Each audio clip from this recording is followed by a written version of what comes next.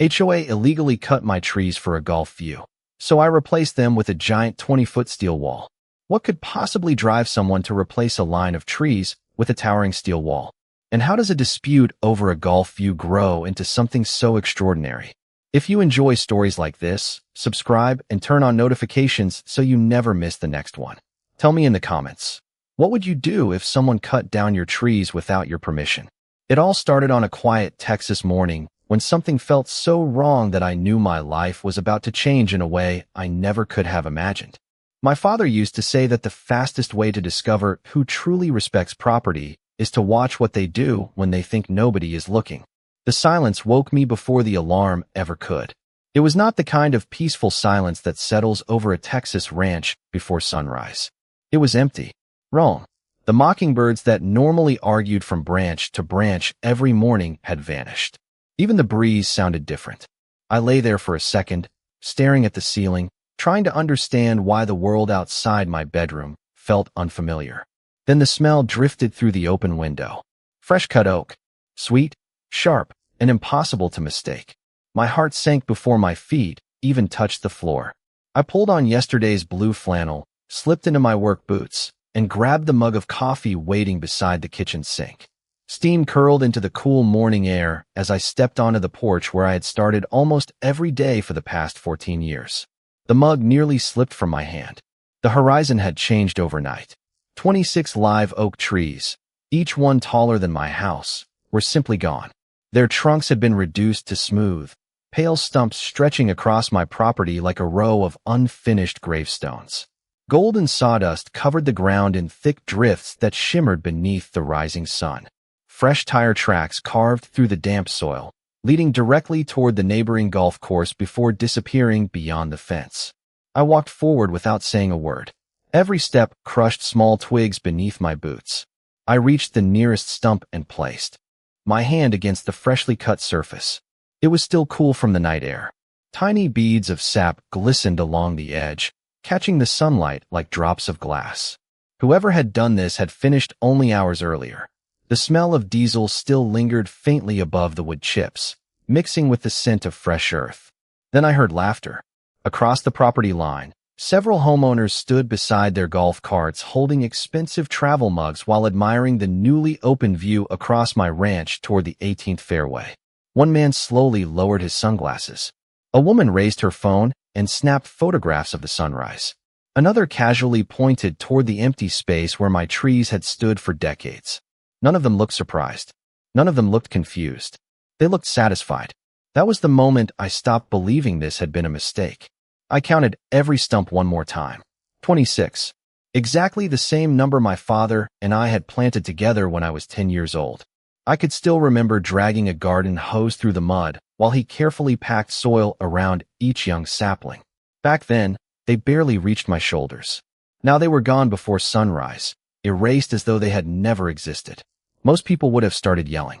Some would have driven straight to the clubhouse demanding answers. I didn't either. I stood quietly in the middle of the sawdust while the morning breeze carried the smell of fresh oak across the pasture. The people celebrating that perfect golf course view believed they had solved a problem. What they did not realize was that they had just changed the direction of my entire life, and without knowing it, they had cleared the perfect place for something none of them would ever forget. Ethan Calloway, 44 years old, steel fabricator by trade, ranch owner by inheritance, and a man who had spent most of his life believing that if you respected your neighbors, they would eventually respect you back. My father bought this land long before anyone imagined a luxury golf course would someday surround it. Back then, the county road was little more than packed gravel. The nights were dark enough to see every star, and the loudest sound after sunset came from crickets instead of golf carts. The line of live oaks that had vanished overnight was never planted for decoration.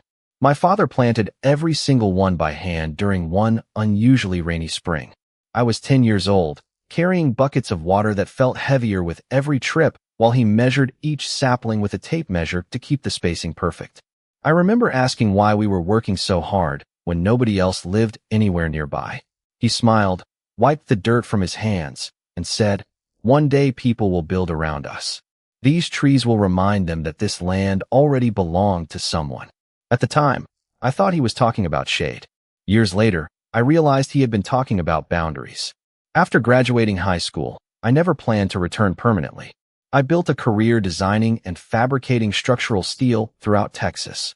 My company worked on warehouses, manufacturing plants, bridges, and distribution centers where precision mattered more than speed. Steel taught me that every successful project begins long before the first beam is lifted into place. Measurements come first. Patience comes second. Everything else follows. When my father passed away, I moved back to the ranch because it never felt like just another piece of property. It felt like the last promise I could still keep. Every morning followed the same routine. Fresh coffee on the porch, sunrise filtering through the oak branches, birds moving from tree to tree while cool air drifted across the pasture. Those trees softened the afternoon heat, blocked the noise from the neighboring golf course, and gave the ranch a quiet that money could never purchase. They were part of the landscape, but they were also part of my life. Then the subdivision expanded. Larger homes replaced empty fields. Luxury patios overlooked the fairways. More people began walking near my fence line than ever before. I noticed strangers stopping to study the trees instead of admiring the golf course. Some pointed while talking quietly. Others took photographs before continuing their evening walks. At first, I assumed they appreciated the old oaks as much as I did. Looking back, I understand they were not looking at the trees themselves. They were imagining what the view would become if those trees no longer existed. Standing there among the fresh stumps that morning, I could almost hear my father's voice again. Property lines are easy to draw on paper.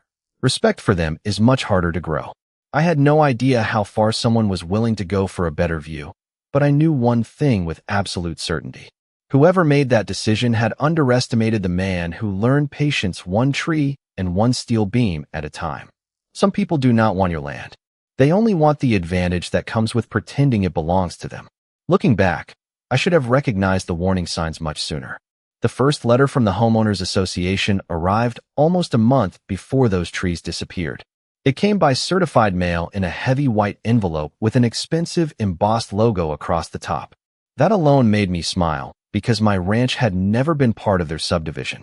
My deed was older than every house surrounding the golf course, and I had never agreed to a single Homeowners Association rule. Still, someone believed they had the authority to tell me how to manage property they did not own. The letter was polite enough. It praised the natural beauty of my ranch before suggesting that selective tree removal would improve neighborhood aesthetics and create a more enjoyable experience for surrounding homeowners. They described it as a community improvement. I described it as someone else's opinion. I folded the letter, placed it inside my desk drawer, and went back to reviewing fabrication drawings for a warehouse project. A week later, another message arrived. This time, it was an electronic mail from someone introducing herself as Linda Ashcroft, president of the Willow Creek Fairways Homeowners Association. She requested a friendly conversation about possible landscaping cooperation. I ignored it. 2 days after that, my office manager transferred a phone call from the same woman. She sounded cheerful, confident, and completely certain I would eventually agree with her. I politely declined the invitation and wished her a pleasant afternoon. That should have been the end of it. Instead, Linda decided to visit in person. She arrived on a bright Saturday morning in a spotless white luxury sport utility vehicle that looked more comfortable on a country club driveway than a ranch entrance. She stepped out wearing immaculate golf attire, designer sunglasses, and the kind of practiced smile that makes every request sound reasonable until you actually listen to the words. Even before introducing herself, her eyes drifted toward the line of live oaks instead of the ranch house. She complimented my property, admired the peaceful setting, and then casually explained that several homeowners had invested significant money because they expected premium golf course views from their back patios. According to her, my trees reduced those views and affected surrounding property values. She suggested removing several of the larger oaks would benefit everyone involved. I looked past her toward the fairway where golfers quietly moved between holes before asking one simple question. Which part of my property belongs to your neighborhood? She hesitated just long enough for the smile to weaken. Then she explained that good neighbors sometimes made sacrifices for the greater community. I answered that respecting property lines was already a sacrifice I made every day by allowing everyone to enjoy the scenery without charging admission. The conversation ended politely, But something had changed. As Linda walked back toward her vehicle, she glanced over her shoulder one last time. She was not looking at me anymore. She was studying the trees, almost as though she had already imagined them gone. Over the following weeks, I noticed more people slowing their golf carts near the fence, pointing toward the oak line, whispering among themselves, and measuring the distance with their eyes. That was when I realized the conversation had quietly shifted from asking permission to planning around my answer. The biggest mistakes are almost always made when people believe nobody will question them. 3 days after Linda visited my ranch, I left before sunrise for a 2-day business trip to San Antonio. My company had reached the final stage of bidding on a structural steel contract for a large distribution center, and missing that meeting simply was not an option.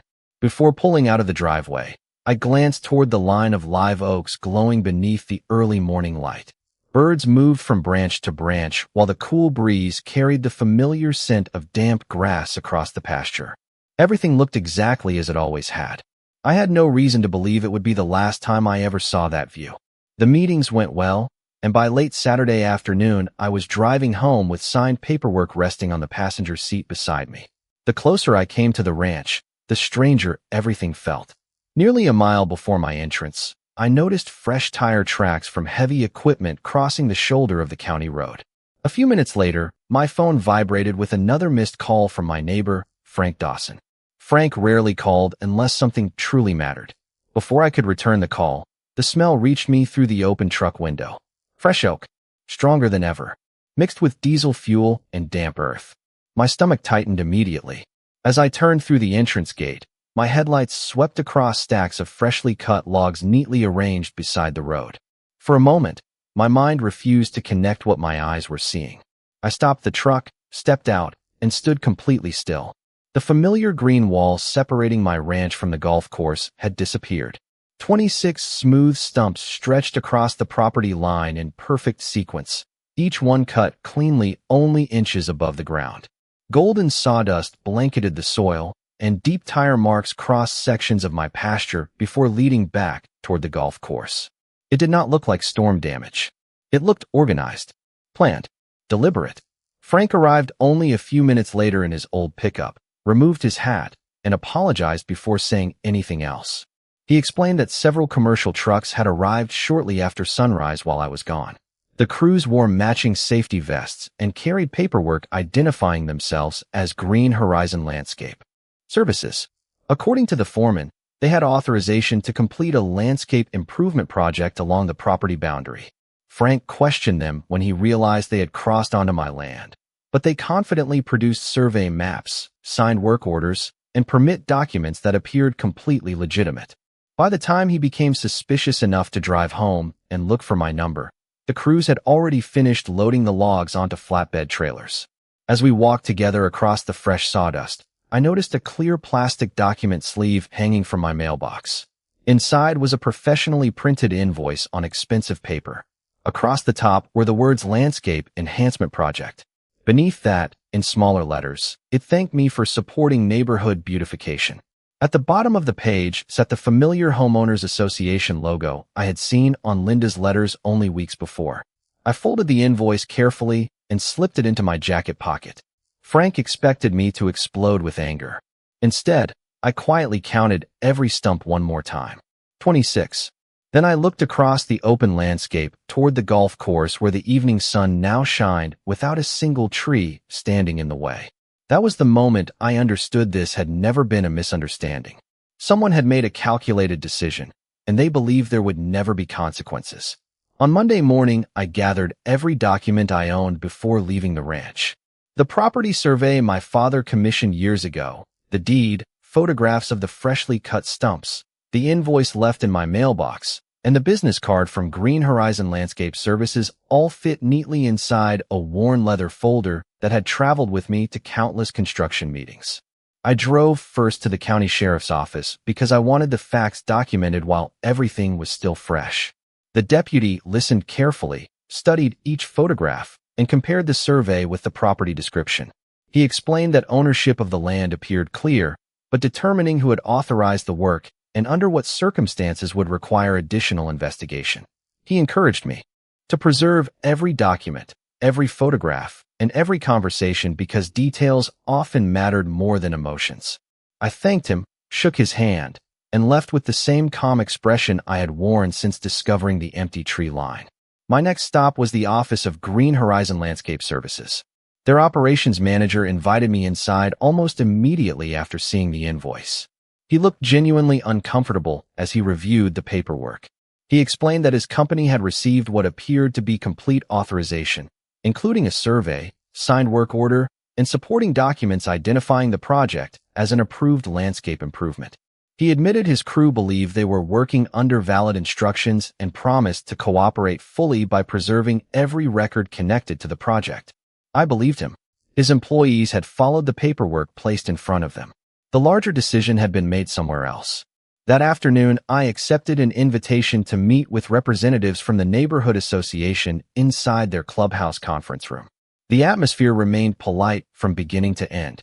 Linda Ashcroft welcomed me with the same composed smile I remembered from our conversation at the ranch.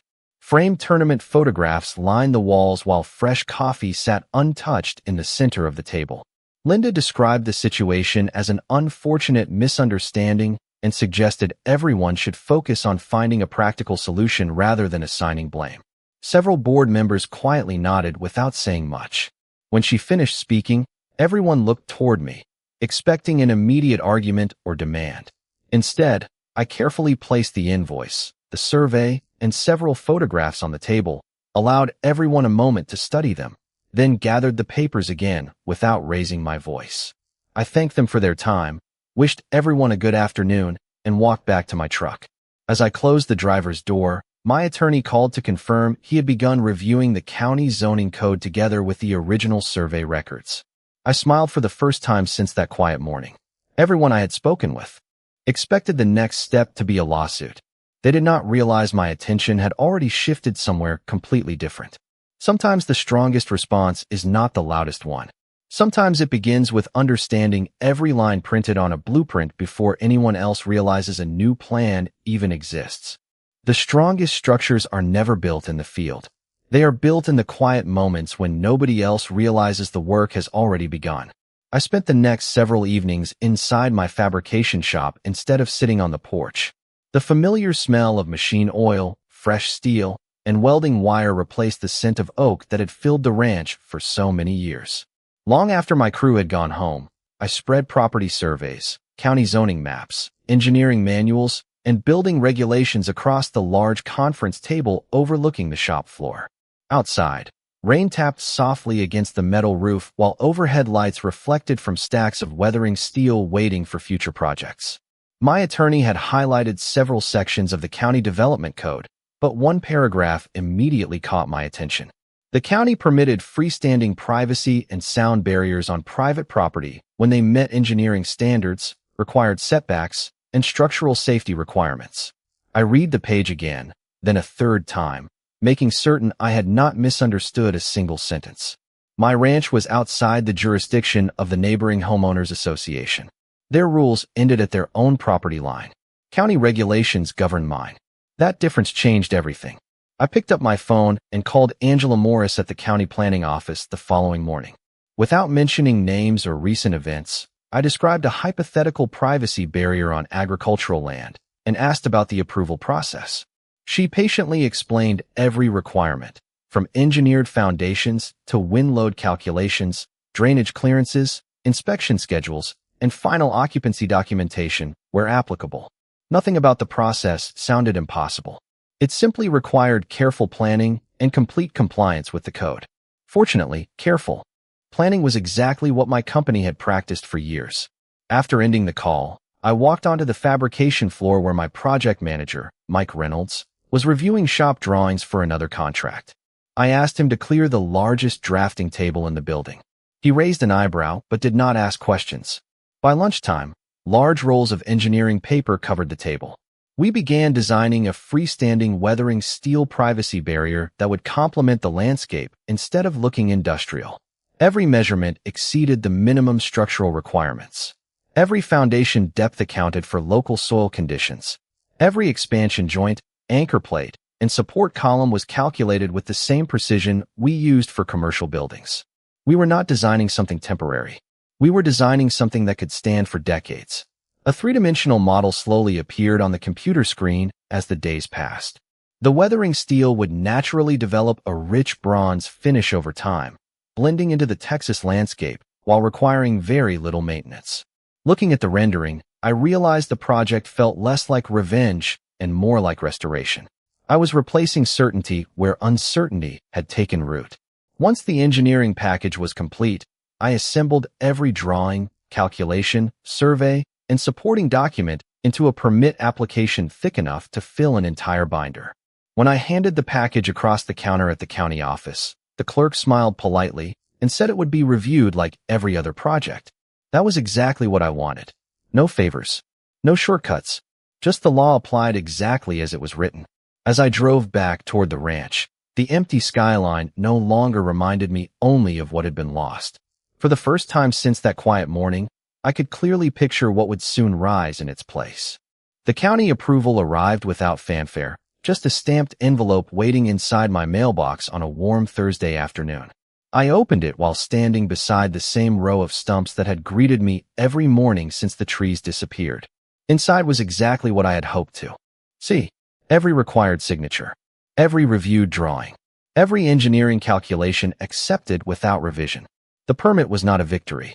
It was simply confirmation that the law worked exactly the way it was supposed to when people followed it. I slipped the paperwork into a clear folder and drove straight to my fabrication shop. The familiar sound of forklifts, overhead cranes, and steel being moved across the concrete floor echoed through the building as my crew gathered around the main drafting table. Mike looked at the approved permit before looking back at me with a slow grin. "So we are really doing this?" he asked. I nodded once. Every inch of it. Nobody cheered. Nobody celebrated. We simply went to work because that was what builders understood best. By dawn the following morning, flatbed trailers lined the yard carrying weathering steel panels, structural columns, heavy base plates, anchor assemblies, and pallets of hardware. 2 cranes stood ready beside concrete trucks scheduled down to the minute. Every delivery had been coordinated days in advance, just like every commercial project we had ever completed. Precision was never dramatic, but it was dependable. As our convoy rolled toward the ranch beneath the rising Texas sun, passing drivers slowed to watch nearly 400 feet of steel moving down the county road. By the time we reached my entrance, several homeowners had already gathered along the golf course fence with coffee cups in their hands. They whispered to one another while pointing toward the trucks, trying to guess what was about to happen. Linda arrived only a few minutes later in the same white sport utility vehicle I remembered from her visit weeks earlier. She stepped out wearing another immaculate golf outfit, paused beside the survey markers, and looked from the steel on the trailers to the empty property line where the trees had once stood. "That seems like an awful lot of equipment," she said with a polite smile that sounded carefully practiced. "Planning something new?" I returned the smile and simply replied, "Yes." I offered nothing more. There was no reason to explain what official drawings already described. Moments later, the county inspector arrived in a marked pickup truck. He reviewed the permit, compared the survey stakes with the engineering plans, checked the required setbacks, and quietly nodded. The first excavator moved into position with a steady hydraulic hum. Fresh earth rolled neatly into organized piles as crews measured every footing with laser levels and survey equipment. There was no confusion because every step followed approved plans.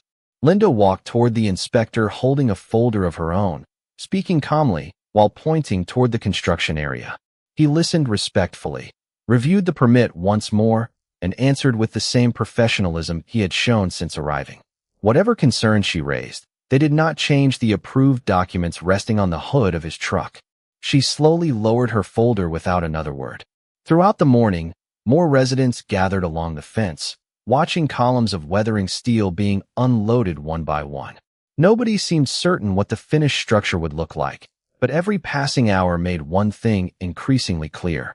The empty skyline they had celebrated only days earlier was not going to stay empty for very long.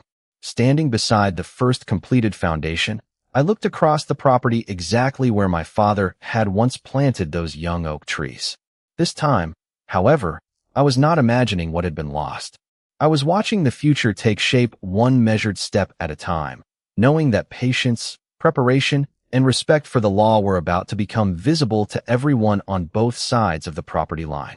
Construction always looks slow until the final pieces begin falling into place. Less than 48 hours after the first foundation inspection, the steel columns stood in a perfectly straight line across the property, each one anchored exactly where the engineering drawings had placed it. The familiar rhythm of my fabrication crew filled the air. The steady hum of cranes, the metallic click of rigging, and the occasional hiss of welding equipment blended into a sound I had known for most of my adult life. Every movement was deliberate. Every measurement was checked twice. Nobody hurried because nothing built to last is ever rushed. Across the property line, however, the atmosphere could not have been more different. Homeowners gathered along the golf course fence from sunrise until late afternoon, watching the project grow one section at a time. They whispered among themselves while pointing toward the rising framework, trying to imagine what the finished structure would become. Some believed it would be a decorative fence. Others guessed I was building a storage building or maintenance facility. Only a handful noticed the height of the steel columns and quietly stopped smiling. Linda arrived before lunch with 2 board members and an attorney carrying a thick leather briefcase. She walked confidently toward the county inspector, who was reviewing foundation reports beside his truck. I stayed with my crew, watching from a distance while pretending to study the installation schedule. Their conversation lasted nearly 20 minutes. The attorney occasionally pointed toward the drawings, then toward the golf course, then back toward the property line. The inspector patiently reviewed every page before handing the documents back. He never raised his voice.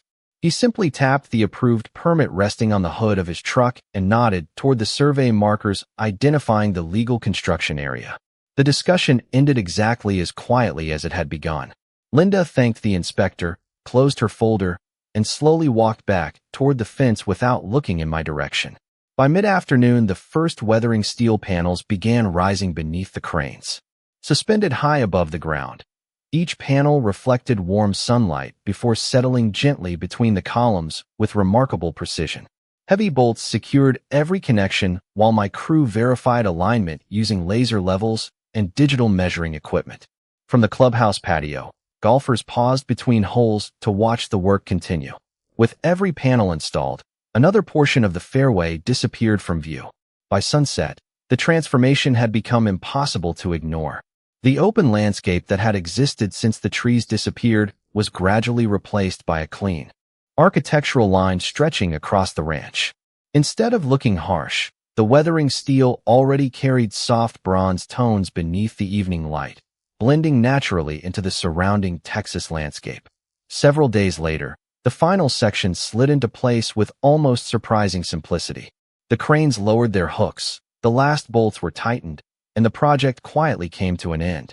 There was no celebration. My crew packed their tools, loaded the remaining equipment, and drove back toward the fabrication shop exactly as they would after finishing any other contract.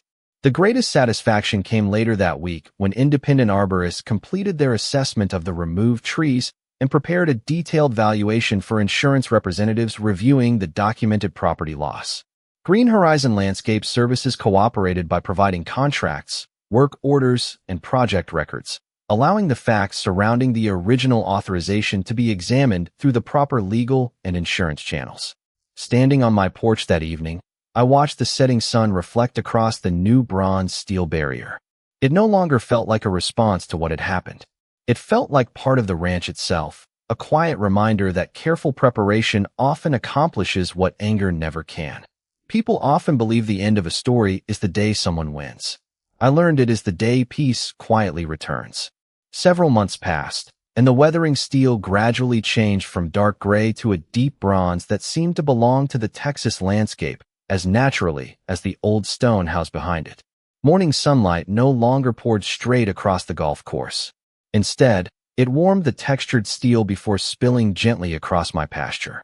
Native vines slowly climbed sections of the wall, and the wildflowers I planted along its base began attracting butterflies and bees. One morning, while sitting on the porch with my usual cup of coffee, I heard something I had missed more than I ever admitted. Birds.